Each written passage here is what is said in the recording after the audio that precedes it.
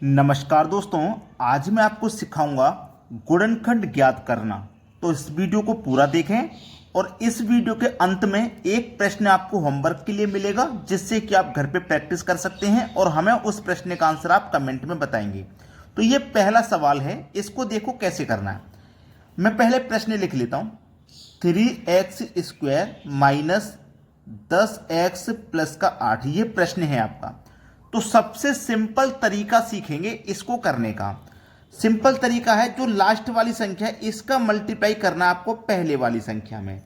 तो 8 का मल्टीप्लाई मैं पहले वाली संख्या यानी कि 3 में करूंगा तो कितना मिलेगा भाई? 24 मिलेगा। ठीक है, 24 मिला। तो मुझे इस 24 के ऐसे फैक्टर करने हैं, ऐसे गुणनखंड करने हैं कि जोड़ने या घटाने से मुझे ये बीच वाली संख्या मिल जाए, यानी कि 10 मिल जाए। अगर मैं इस 24 के 8 गुने 3 फैक्टर करता हूं, 8 गुने 3 भी 24 होता है, लेकिन इनको जोड़ने से मुझे क्या मिलेगा? 11, और घटाने से 5 मिलेगा। तो मेरा ये फैक्टर काम का नहीं है क्योंकि 10 नहीं आ पाया। तो चलिए कोई दूसरा फैक्टर ले सकते हैं। एक और फैक्टर होता है 6 चौके 24, जिनको जोड़ेंगे 6 और 4 तो 10 मिल जाएगा। क्लियर है ना? तो बस तरीका हमारी समझ में आ चुका है। ये क्या है? 3x²। ठीक है, इसके फैक्टर कितने हैं हमारे? 6 और 4, मतलब माइनस का 6x और माइनस के 4x प्लस का 8। क्लियर है ना? फैक्टर हमने किए। तो 10 के क्या फैक्टर है? -6 -4 मिलकर के माइनस का 10 होगा। यहां तक बात समझ में आ गई है। अब इसको दो दो में अलग कर लो। ये दो अलग संख्या, ये दो अलग संख्या में अलग कर लिया। अब देखिएगा, हम कॉमन ले सकते हैं। यहां भी 3 है और यहां भी 3 है। देखो, मैंने 3 कॉमन लिया यहां से, और यहां से x कॉमन आ जाएगा। आ गया कॉमन। तो देखो, x गुने x ही तो x² होता है, तो एक x चला गया तो एक x बचा। माइनस का यहां कितना आ जाएगा? 2। ठीक है, क्योंकि 3 का गुना 2 से होगा तभी तो 6 मिलेगा। तो देखो, यहां से 3 कॉमन आ गया तो 2 बचा। अब जो यहां ब्रैकेट के अंदर संख्या है वही संख्या आपको यहां लिख देनी है। बीच की संख्या छोड़ दी मैंने, बीच की जगह छोड़ दी। जो यहां ब्रैकेट में संख्या है वही यहां पे लिखनी है। अब इस 4 और 8 में से कॉमन आ जाएगा यहां पे, माइनस का 4 कॉमन आ जाएगा। देखो 4 है ना, यहां पे 4 कॉमन आ गया। अब इसमें से भी एक 4 कॉमन आ गया तो 2 बचा, क्योंकि 4 का गुना 2 से करोगे 8 हो जाएगा, जैसे यहां 3 का गुना 2 से करोगे 6 आ जाएगा। सिंपल है, कुछ भी नहीं है। अब ये क्या है? देखो 3x माइनस 4, 3x माइनस 4।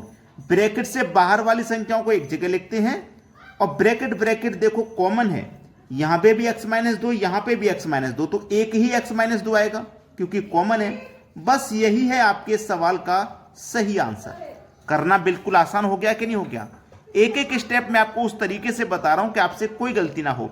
फिर भी अगर कुछ बच्चे ऐसे हैं जिनकी समझ में नहीं आया है तो परेशानी की बात नहीं है। एक और एग्जाम्पल देखते हैं, उससे और अच्छे से समझ में आएगा। अब देखते हैं अगला प्रश्न। अब देखिए, मैंने जो एग्जाम्पल लिया है वो ऐसा एग्जाम्पल लिया है जहां पे x के साथ में कोई संख्या नहीं है। तो सबसे पहले मैं प्रश्न लिख लेता हूं, x² प्लस का 9x प्लस का 20। ये एग्जाम्पल मैंने इसलिए लिया है क्योंकि मैंने आपको कहा था कि लास्ट वाली संख्या का मल्टीप्लाई पहले वाली से करना है, लेकिन पहले में तो कोई संख्या ही नहीं है। यहां पे केवल एक x² है। जब कोई संख्या नहीं है तो उसका मतलब यहां पे 1 होगा। तो 20 का गुना 1 से करोगे तो क्या मिलेगा आपको? 20 ही मिलेगा। तो 20 के ऐसे गुणनखंड करने हैं कि जोड़ने घटाने से मुझे ये बीच वाली संख्या मिल जाए। समझ गए ना? चलिए, मेरे दिमाग में तुरंत एक फैक्टर आया कि 5 चौको 20 होता है, और 5 और 4 को जोड़ूंगा तो 9 मिल जाएगा। तो ये फैक्टर मेरा बिल्कुल सही है। चलिए, x² प्लस, सबसे पहले तो 5x आएगा, ठीक है, प्लस फिर 4x आएगा, ठीक है, प्लस का 20 आ जाएगा। बात समझ में आ चुकी है? ये दो संख्या अलग लेनी है, ये दो अलग, जैसे मैंने पहले समझाया था।